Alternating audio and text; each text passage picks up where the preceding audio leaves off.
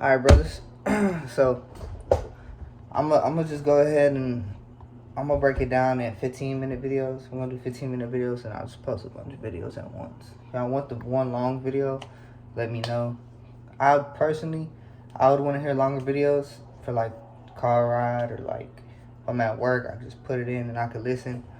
But that way, it's easier to get in like a 15-minute. You know what I'm saying? So I'm gonna do 15-minute videos. I'm not gonna break it down as much. I'll try to on some important things, but I feel like we should just go ahead and get this word in so we can hear it and keep that going, okay? Now these names, we're about to do descendants of Noah, and I'm about to butcher these names, but I'm gonna run through the names because they're important, but also we should get to other things too, you know what I'm saying? So I'm gonna read them, I'm gonna butcher these names, but just stick with me.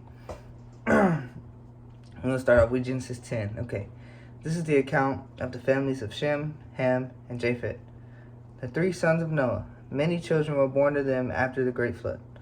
Descendants of Japheth. The descendants of Japheth were Gomer, Magog, Madai,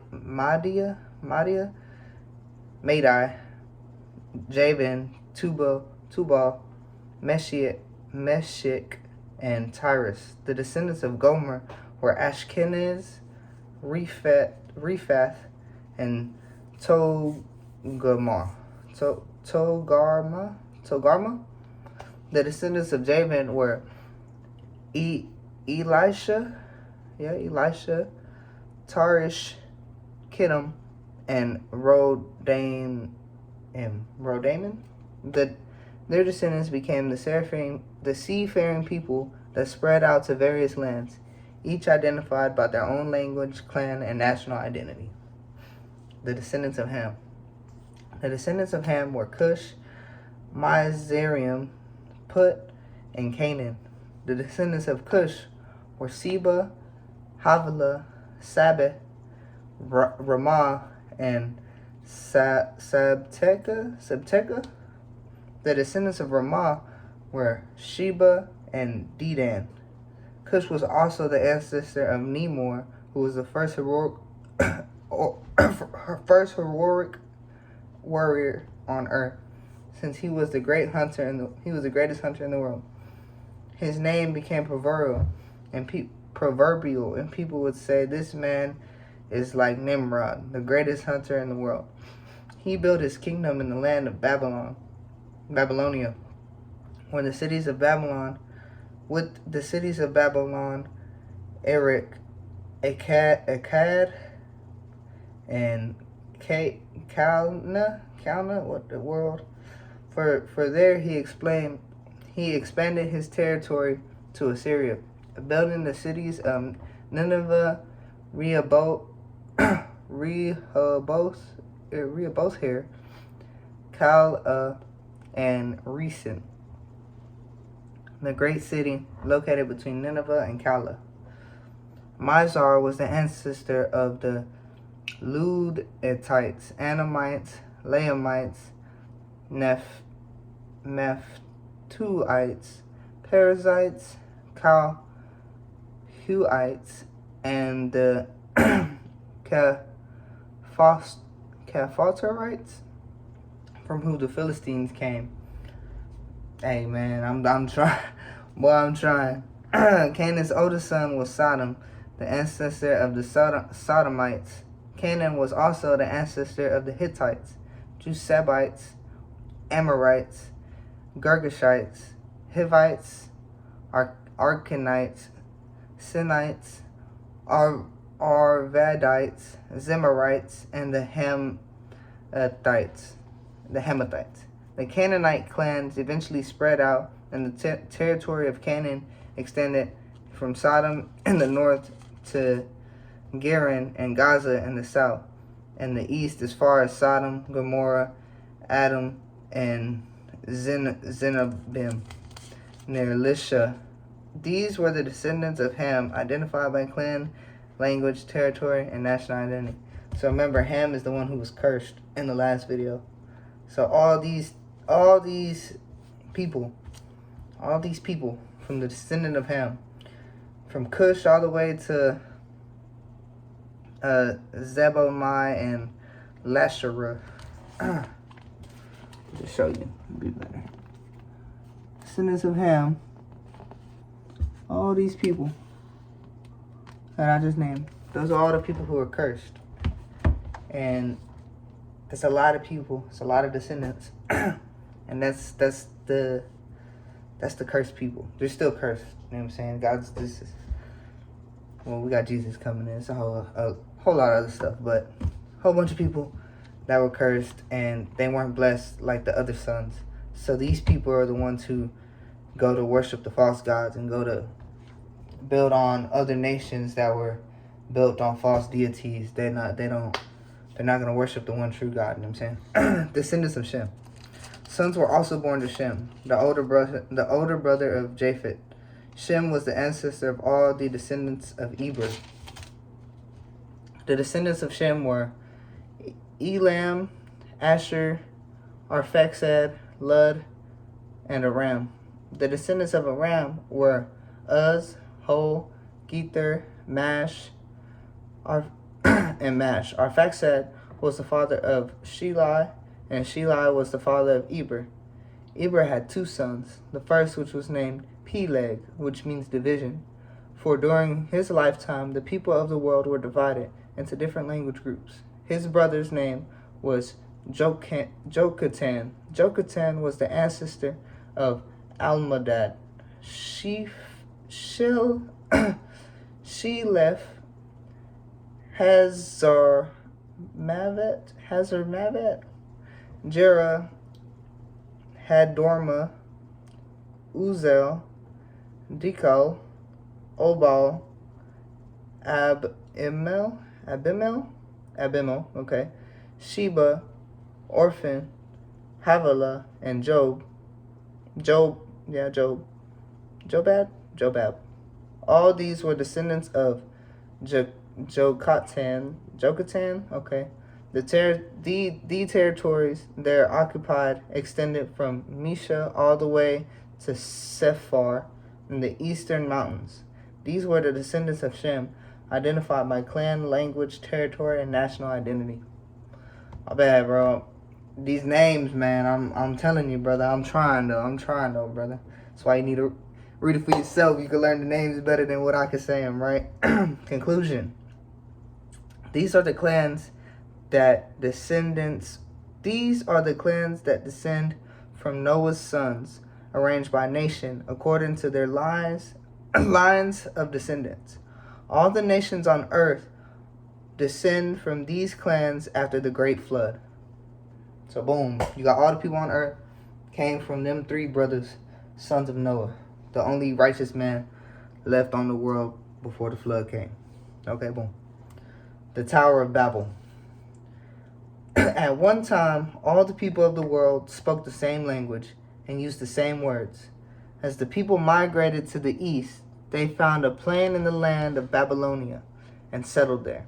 They began saying to each other, "Let's make bricks and harden them in fire." In this region, bricks were used instead of stone, and tar was used instead of mortar. And they said, "Come, let's build a great city for ourselves with a tower that reaches into the sky. This will make us famous and keep us from being scattered all over the world." But the Lord came down to look at the city and the tower the people were building. "Look," he said, "the people are united and they all speak the same language. After this, nothing they set out to do will be impossible for them. Come, let's go down and confuse the people with different languages. Then they won't be able to understand each other." In that way, the Lord scattered them all over the world, and they stopped building the city. That is why the city is called Babel, because that is where the Lord confused the people with different languages. And this way, he scattered them all over the world. The line of descendants from Shem to Abraham. Let's do this. This is the account of the family of Shem. 2 years after the great flood, When Shem was 100 years old, he became the father of Arphaxad. After the birth of Arphaxad, Shem lived another 500 years, and he had other sons and daughters. When Arphaxad was 35 years old, he became a father of Shelah. After the birth of Shelah, Arphaxad lived another 403 years and had other sons and daughters. When Shelah was 30 years old, he became the father of Eber. After the birth of Eber, Shelah lived another 403 years and had other sons and daughters. When Eber was 34 years old, he became the father of Peleg. After the birth of Peleg, Eber lived another 430 years and had other sons and daughters. When Peleg was 30 years old, he became the father of Reu. Reu? R-E-U? What's that? Reu? Probably Reu. Alright, Reu. I'm going to just say, we're going to stick with Reu. We're just going to stick with Reu. After the birth of Reu, Peleg lived another 209 years and had other sons and daughters. When Reu was 32 years old, he became the father of Serug. What? Serug? After the birth of Serug, Reu lived another 207 years and had other sons and daughters. When Serug was 30 years old, he became the father of Nahor. After the birth of Nahor, Serug lived another 200 years and had other sons and daughters. When Nahor was 29 years old, he became the father of Terah. After the birth of Terah, Nahor lived another 119 years and had other sons and daughters. After Terah was 70 years old, he became the father of Abram, Nahor, and Haran. Okay, boom. So there you go. That's Abram right there. So that's the descendant of Shem to Abram. So that's Abram right here. I'm pretty sure that's Abram, father Abraham. I'm pretty sure. We about to get into it though. But as you do notice though, their years are getting less and less and less, right? So in the beginning we had 980 something years they lived. Right here we got 430 years they're living, then 230 years, and then 230, yeah. So we're getting less and less and less and less. And remember, God said that he ain't gonna stand people much longer, and their lifespan only gonna be 120 years. So it's coming down, and down, like how the Lord said. The family of Terah. This is the account of Terah's family. Terah was the father of Abram, Nahor, and Haran. And Haran was the father of Lot. But Haran died in Ur of the Chaldeans, the land of his birth, while his father Terah was still living. Meanwhile, Abram and Nahor both married. The name of Abram's wife was Sarai, and the name of Nahor's wife is Miklah. Miklah and her sister Iscah were daughters of Nahor's brother Haran. Okay, so boom. No, okay. But Sarah was unable to become pregnant and had no children. One day, Terah took his son Abram, his daughter-in-law Sarah, his son Abram's wife, and his grandson Lot, his son Haran's wife, and moved away from Ur of the Chaldeans. He was headed for the land of Canaan, but they stopped at Haran and settled there. Terah lived for 205 years and died while still in Haran. Okay, boom. So he died after 205 years. Okay? That's the father of Abraham. Father Abraham is the one that God's going to come talk to and reestablish the covenant. You know what I'm saying? But that's his father right there. His father is Terah. And Terah came from Shem. Shem was the son of Noah. Noah was the only righteous person left. So we got a righteous bloodline coming. You know what I'm saying? This is the righteous bloodline. Okay. The call of Abram. I'm gonna read this one. After this one, I'm gonna cut it and then we'll go to the next one. We'll start another video. The call of Abram. The Lord said to Abram, "Leave your native country, your relatives, and your father's family, and go to the land that I will show you. I will make you into a great nation. I will bless you and make you famous, and you will be a blessing to others. I will bless those who bless you and curse those who treat you with contempt. All the families on earth will be blessed through you. So Abram departed as the Lord had instructed, and Lot went with him. Abram was 77 years old when he had left Haran. When he had left Haran. Okay, boom. He took his wife Sarai, his nephew Lot, and all his wealth, his livestock, and all the people he had taken into his household at Haran. He headed for the land of Canaan. When they arrived in Canaan, Abram traveled through the land as far as Shechem. There he set up a camp beside the oak of Morin. At the time, the area was inhabited by the Canaanites. The Lord appeared to Abram and said, I will give this land to your descendants. And Abram built an altar there to dedicate it to the Lord, whom had appeared to him. After that, Abram traveled south and set up camp in the hill country, with Bethel to the west and Ai to the east. There he built another altar and dedicated it to the Lord, and he worshipped the Lord. Then Abram continued traveling south by stages toward the Negev. Then Abram continued traveling south by stages toward the Negev. Yep, okay. Alright, boom. We're going to cut that off there. So we got the Lord's promise. The Lord said, Lord said, I will make you into a great nation and bless you and make you famous. And this will be and you will be a blessing to others. I will bless those who bless you and curse those who treat you with contempt. All the families on earth will be blessed through you. All the families on earth will be blessed through you. So that's a foreshadowing a lot. Everything in the Old Testament is going to be a foreshadowing towards Jesus, right? So it's all going to be a foreshadowing towards Jesus. They just don't know yet. And as we read, it'll be the people of the promise. You know what I'm saying? It'll be them.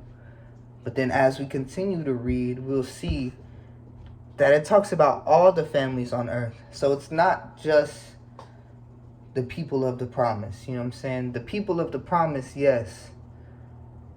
But as we get to Jesus, then we'll understand that Jesus makes all of us, the whole world, all the nations of the earth, people of the promise. You know what I'm saying? Okay, boom. So that's it for this one. We're going to go ahead. I'm going to catch you in the next one.